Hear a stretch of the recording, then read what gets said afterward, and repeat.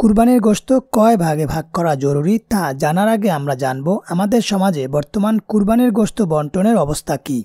সবাই ব্যস্ত থাকে নিজেদের ও সামর্থ্যবান ব্যক্তিদের নিয়ে, কিন্তু গরিব এবং মধ্যবিত্তদের নিয়ে তাদের দেখা যায় উদাসীন।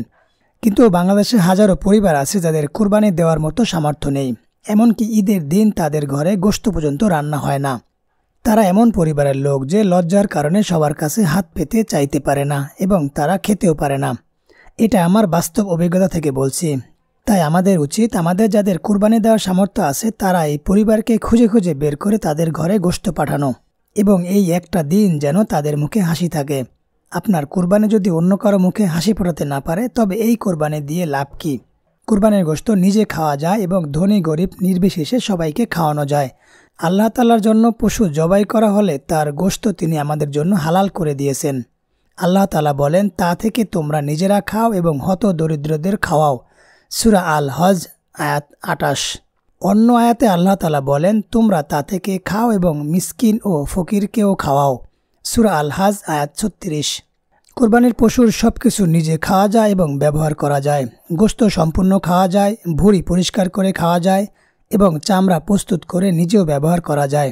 কোরবানির পশুর কোনো অংশ বিক্রি করলে তা গরিবদের হক হয়ে যায়, যেমন গোশত, চামড়া, হাড় যাই বিক্রি করা হোক না কেন। এজন্য আমাদের দেশে চামড়া বিক্রি করে গরিবদের দান করতে দেখা যায়। কোরবানির গোশতের ১/৩ গরিব মিসকিনকে এবং ১/৩ আত্মীয় স্বজন ও পাড়া প্রতিবেশীকে দেওয়া উত্তম। পুরোটা নিজে রেখে দেয় বা অন্যদের দিয়ে দেয়, এতে কোনো অসুবিধা নেই। বাদায়ুস সানায়ে ৪/২২৪, আলমগিরি ৫/৩০০।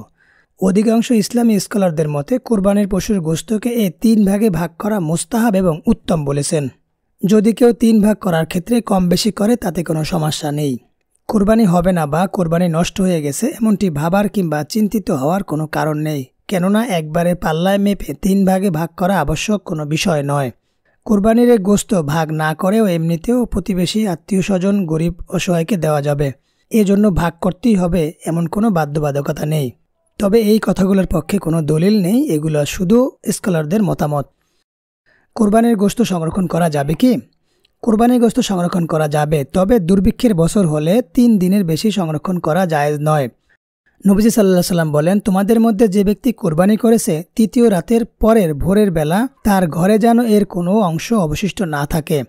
পরের বছর সাহাবীরা জিজ্ঞেস করলেন, হে আল্লাহ রাসূল, আমরা কি গত বছরের মতো করব? তখন রাসূলুল্লাহ সাল্লাল্লাহু আলাইহি ওয়াসাল্লাম বলেন, তোমরা খাও, খাওয়াও এবং সংরক্ষণ করো। ওই বছর মানুষ কষ্টে ছিল, তাই আমি চেয়েছি তোমরা তাদেরকে সাহায্য করো। বুখারী ও মুসলিম। এই ছিল আমাদের বন্টনের আলোচনা। ধন্যবাদ সকলকে।